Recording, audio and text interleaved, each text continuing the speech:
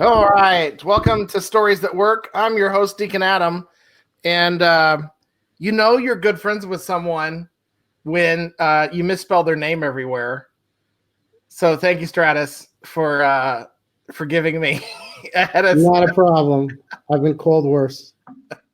So I'm adjusting my headphones here. So yeah, if you see his name out there, I'm gonna put his name on screen here. Watch that, so you can see I did misspell his name everywhere. I gave you 2 A's in your first name, and I know your name. Stratos? No, TAS. Oh, Stratas. That's not Stratas. good. Not good. Not I'm gonna start good. calling you that. Deacon Adam, come on, not good. I know better. Okay. Because your deacon likes to call you Stratos. That's He really emphasizes the O, and I've known this for years. I mean, yeah, Greek doesn't do AS; it does OS. So I apologize. No problem. For that. Like I said, I've been called worse. So let me get a couple of things out of the way before we get into today's topic. Sounds good. Jesus the Pioneer. So we do have our reminder Digital Evangelism Conference coming up. Please register in advance so that you can get one of our giveaways. We're going to have some giveaways, and that's only for those who register in advance. If you want to know how to register and reserve your spot, it's free. It doesn't cost anything at all. It's completely free, all online. Go to www.orthodoxevangelism.com, and there is a link there on how to register ahead of time. And that way you can have access to our giveaways. We're also having a lot of fun in our launch of the St. Athanasius Academy of Orthodox Theology, which is a separate department of the Antioch Archdiocese, but my department, Missions Evangelism, has been heavily involved in helping get this back going strong. It was kind of dormant for the last 10 years. It was not dormant, but the only thing that was basically happening was the prison ministry. So there was nothing available for the rest of us. And so it's very exciting to have that going again. So those are the 2 big things that we've got going on right now. We actually have several more. I'm going to give you a little bit of a teaser. 3 more events planned for the winter and the spring, but I'm not going to tell you what they are because we're working on them. Very excited about them, though. One of them will be a collaboration with Ancient Faith. Another one is going to be a collaboration in the Diocese of the Midwest. Very excited about that one. And then the other one is going to be bi-coastal event launch, looking at both Boston and LA. So, like I said, we have a lot of things in the works. I'm very excited about all that. So today's episode is largely, I'd say, a result of work that you did, Stratos, early on.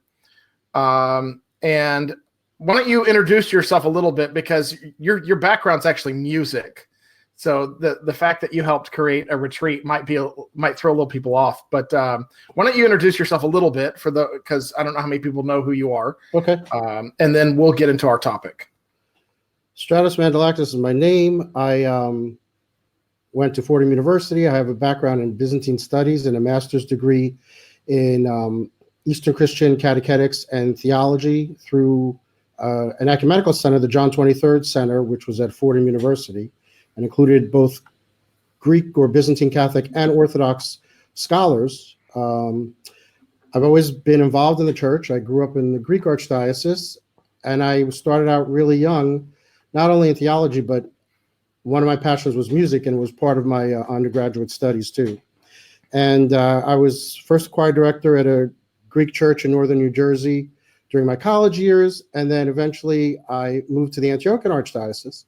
And I'm now have been the choir director for over 20 years at St. Anthony Orthodox Church in Bergenfield.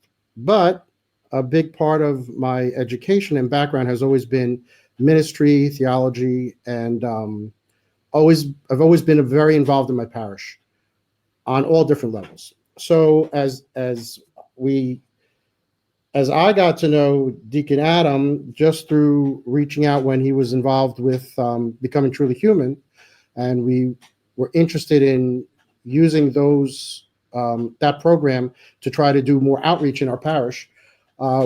We've done a lot of talking, and some of what is in this program were just observations that we've discussed through the years of what goes on day in, day out with the parish.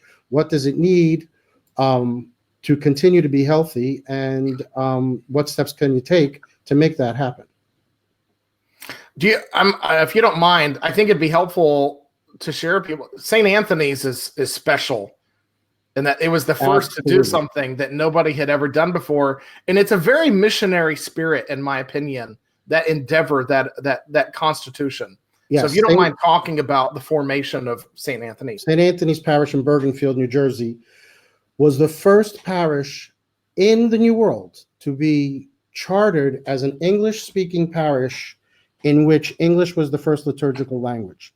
It happened in 1956, and it was a group of Syrian, Lebanese, Greek, Serbian, Slavic Christians who came together in the northern New Jersey area in Bergen County, actually, and already were seeing that the paradigm of the ethnocentric church was something that was not necessarily sustainable, and that the strength would be in coming together as a parish from the different jurisdictions or from the different ethnic backgrounds from the different mother churches, and creating something that was truly basically prismatic in color of all the different beautiful traditions, but then came together as something that was truly an American church.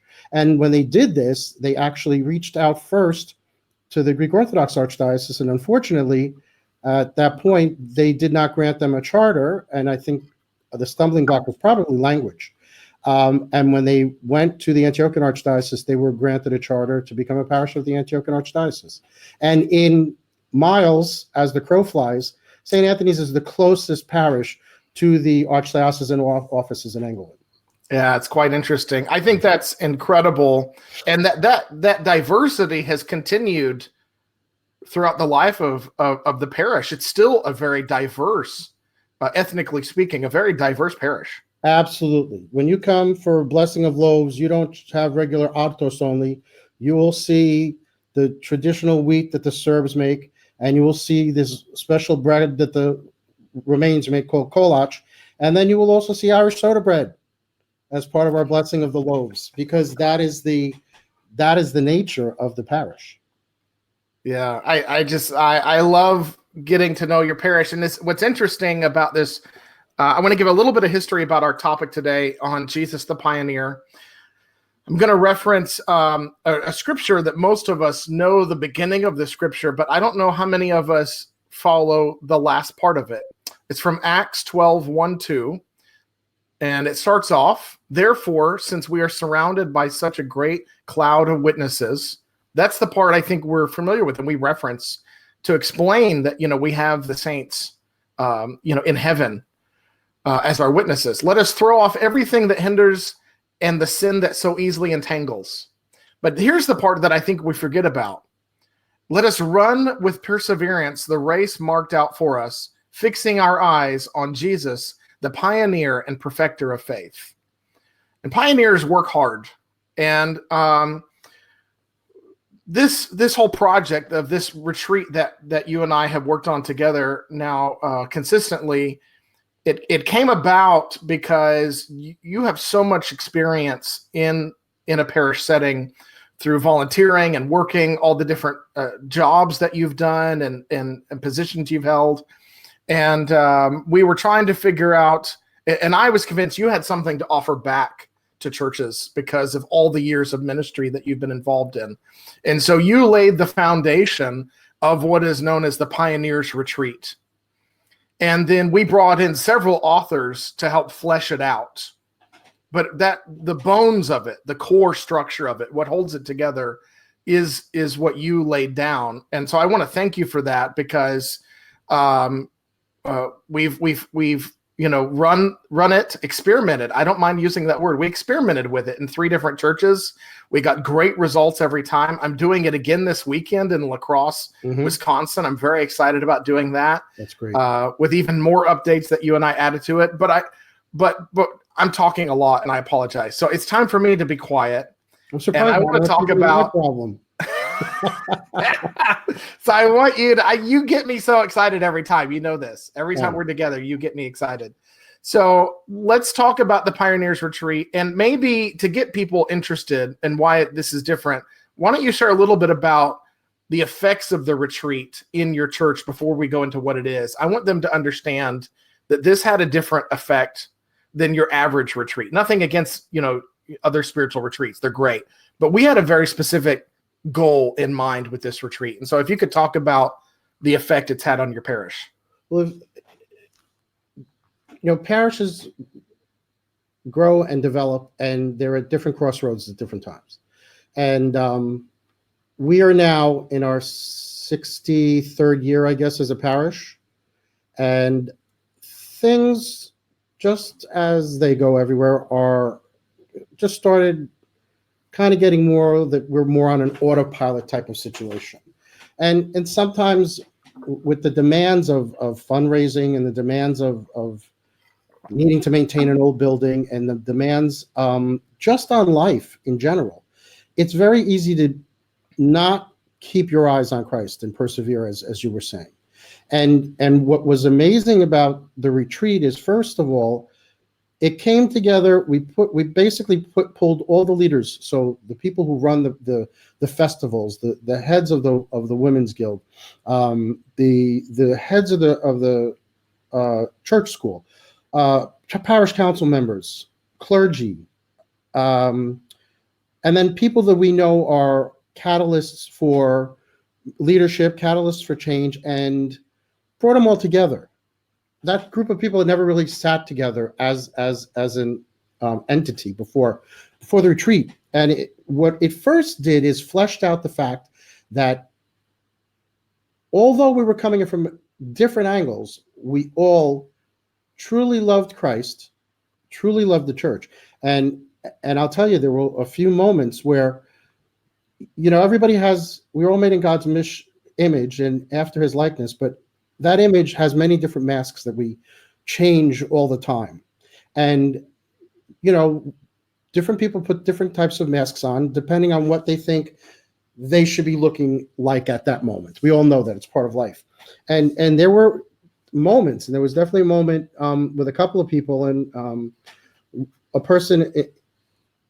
one person in particular, where people really let their guard down and admitted how much they loved the parish and what it had done for their families and how they wanted it to continue, and that they didn't want it to go the way of what has been happening in so many churches, not only Orthodox, but in other areas, in other jurisdictions and other also denominations, where religion is not viewed as something that it is necessary anymore.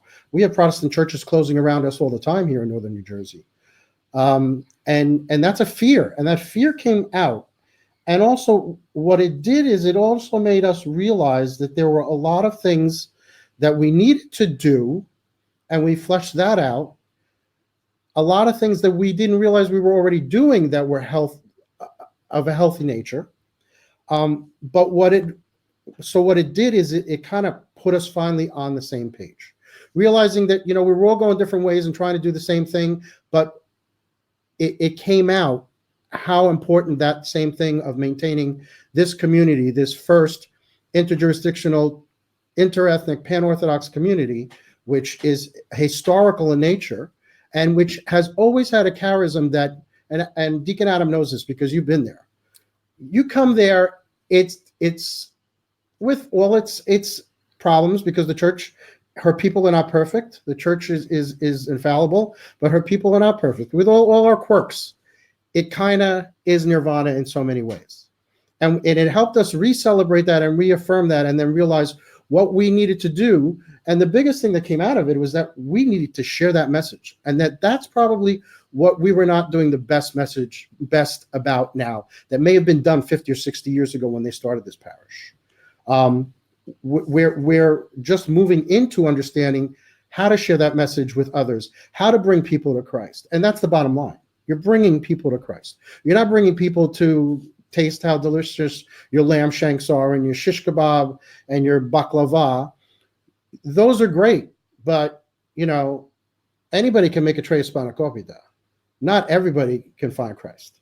And not everybody can understand Christ as he's revealed himself in the truth of our church. So that's really what came out of it. And that is exciting, and that is something we're moving forward with now as we continue, since we met during the spring. I wanted to share, I've witnessed several miracles being involved with this Pioneers Retreat, which is a blessing. It's not something that we require, but it does encourage me that I'm on the right path. But the first time I gave this was St. George in Prescott, Arizona. And we spent the whole weekend talking about what it means to be a pioneer of faith. And I didn't know, I had not paid attention to the calendar, but the very next morning, if we finished it at Sunday morning service, the priest there asked me to read the epistle. And the epistle reading ended with this verse that I opened with about Jesus being our pioneer and perfecter of faith. And wow. I almost like choked up. I was like, I don't know if I can handle the amount of God's presence right now in this weekend. And I gave a short talk for them, and each church is kind of working through their own obstacles. They're in different places. You said, like, St. Anthony has its own situation. What we were dealing with at St. George and Prescott was, and what I spoke about to the parish, they were kind of at a place where there was the appearance of an inner circle, and they didn't want that appearance. They knew it was a problem. They didn't like it. And so we were trying to figure out how to draw the largest circle possible so everybody felt included, not just in the church, but in the community. And St. George happens to be the only, if I remember correctly, the only Orthodox church in the Prescott area. Yeah. But they wanted to really make people feel included and not feel excluded. And that was one of the struggles we were trying to get through with the Pioneers Retreat. I see.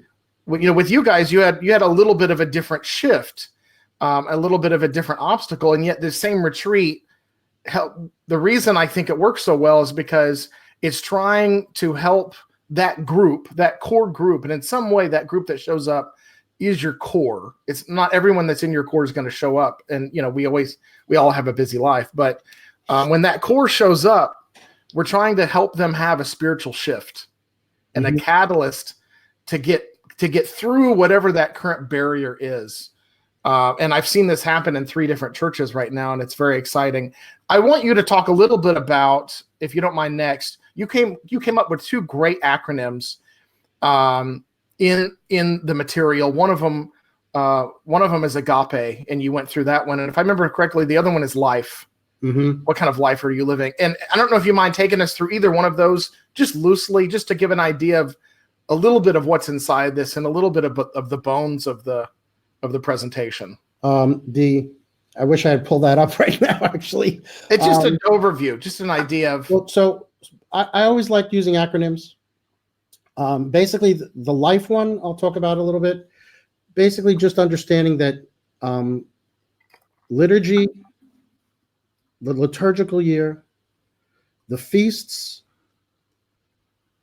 and how you live has to really be centered on what's going on in Christ and in his church. And that if life is not centered there, God created us to be worshipers. That's in our DNA. We're going to worship something. It's what we decide to worship that either becomes idolatrous or becomes true worship, which is the worship of God. And even in the parish situation and in a family situation, we can feel that we're very much Orthodox and part of an Orthodox parish, and we're true Greek Orthodox or true Antiochians or Eastern Orthodox, however you may want to use to whatever kind of nomenclature you want to use for yourself.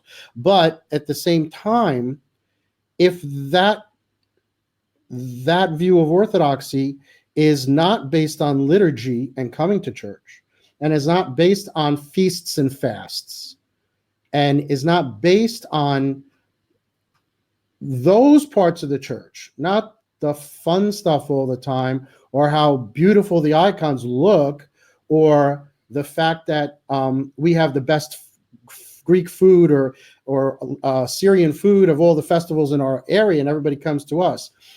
Very often, Orthodoxy is so easy. It's because it includes everything in our senses, and because it's totally enveloping of our humanity.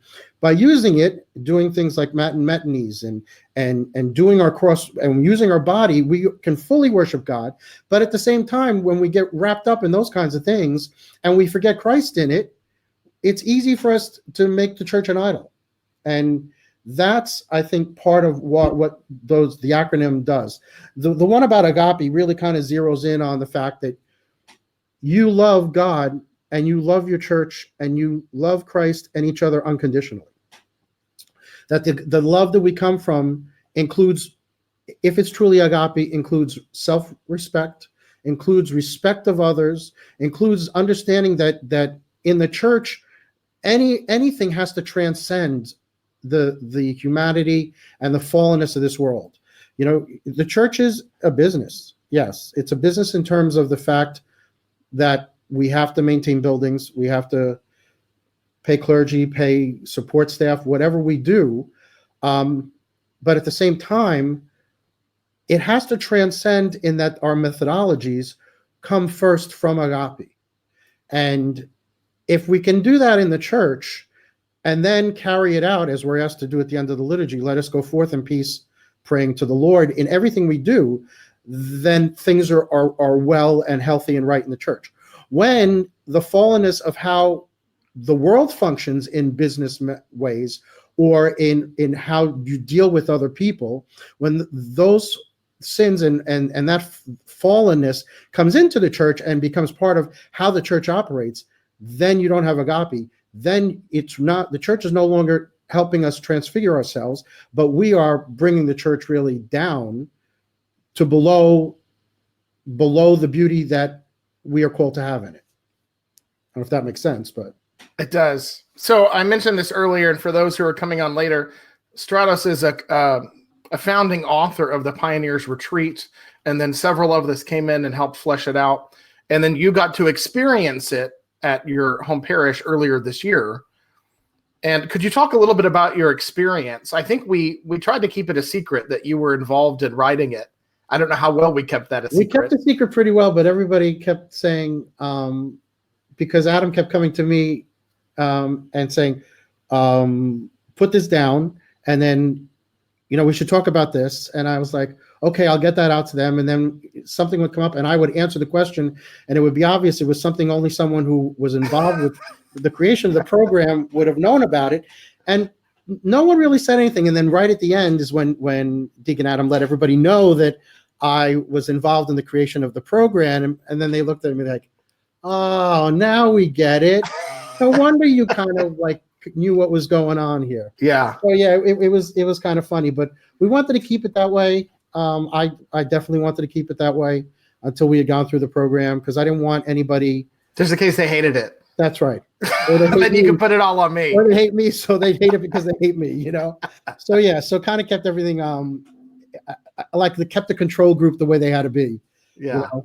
Just made it work, So yeah, when it started, the very first session we did was all day Saturday retreat only. And then debriefing on that one, we added Friday night. And so I've done it twice since then. We did it Friday night at your church and one other church before that. I'll be starting this tomorrow night. But I do want to hear about, so you experienced a different version than the very first one in Prescott, Arizona. But I do want to hear about I think you should share your experience.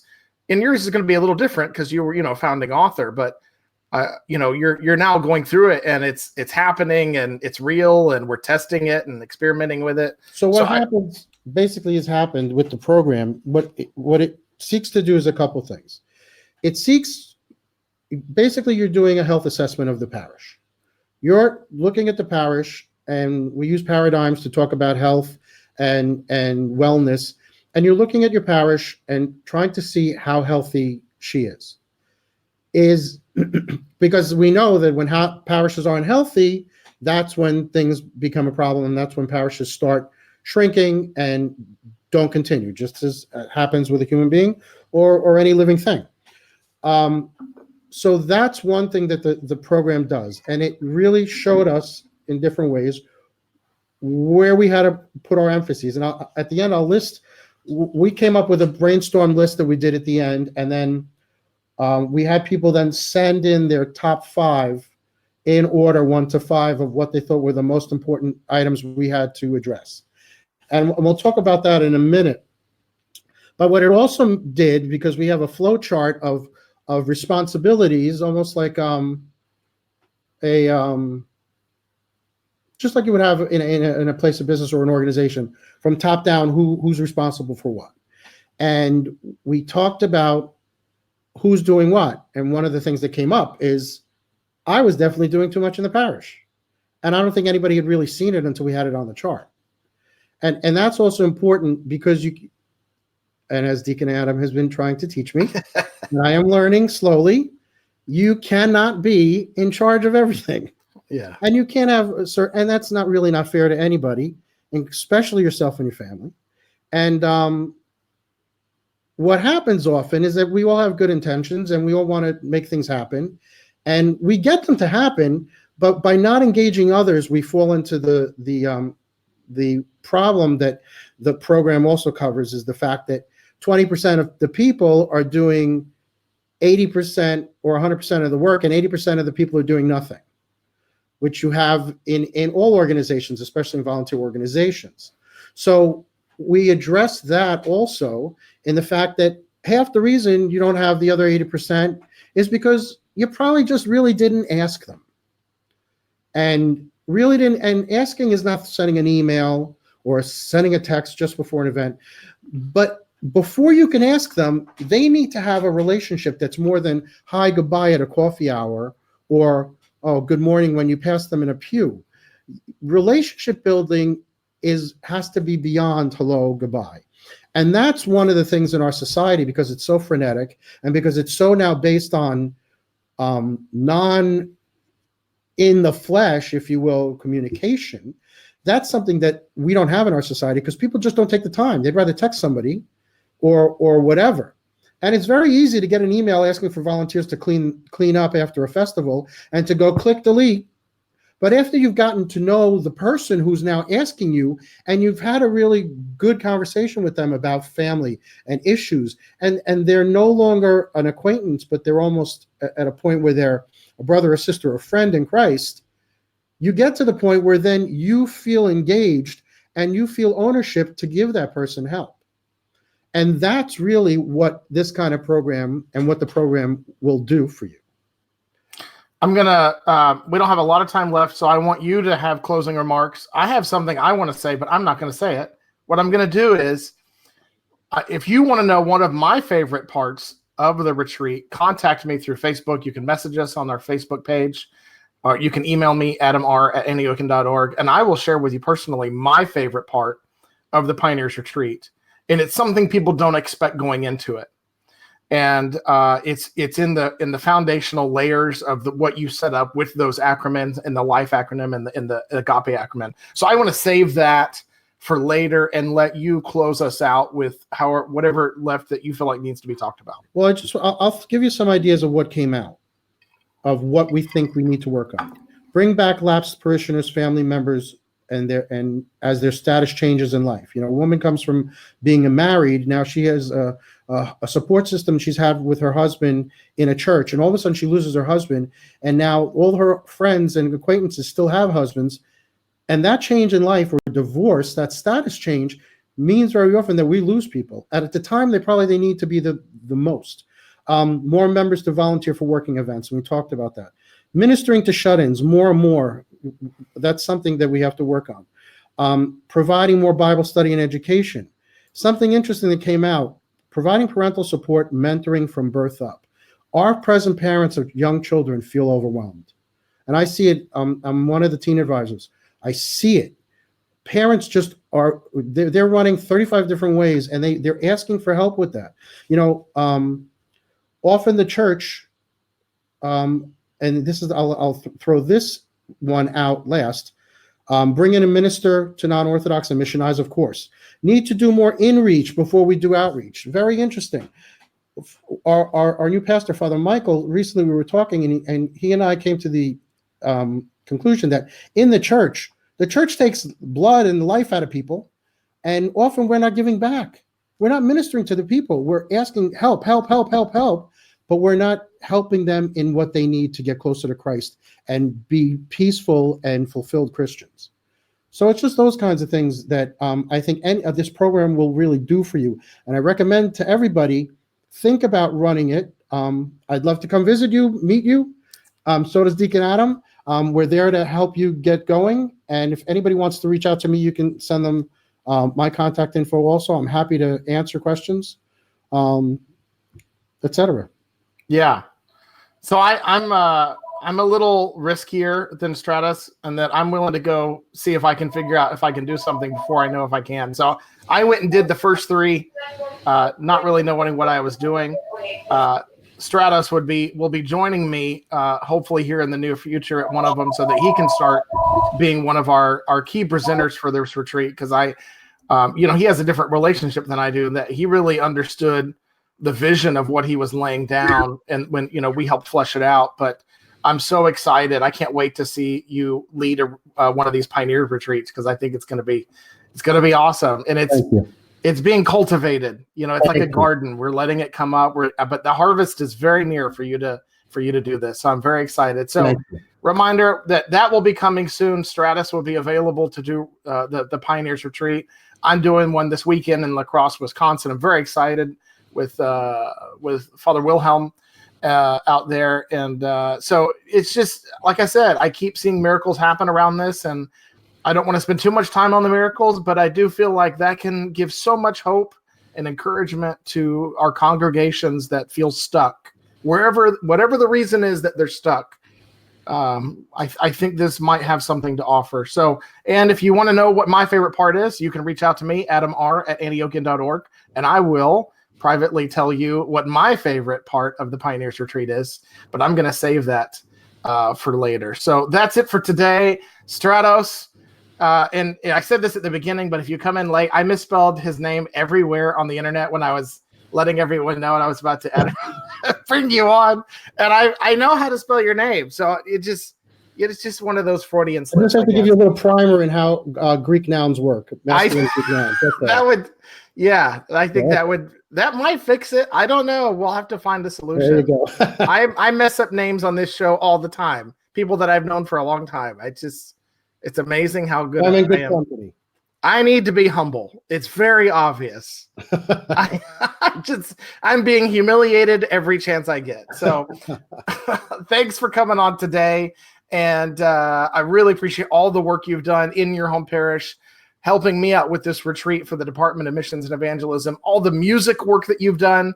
We didn't even mention how long you've been the musicology director for St. Stephen's. Studies, since 2006. Since 2006. I mean, and I'm also choir director of the Spirit of Orthodoxy Choir. That's right. We're having a concert October 27th at St. Anthony's in Bergenfield, if anybody's available. Do you want to share the website? Spiritoforthodoxy.com. Yes. We'll have information there for the concert on October 27th. That sounds great. All right. Thank you so much. Thank you. Okay, bye. Bye-bye.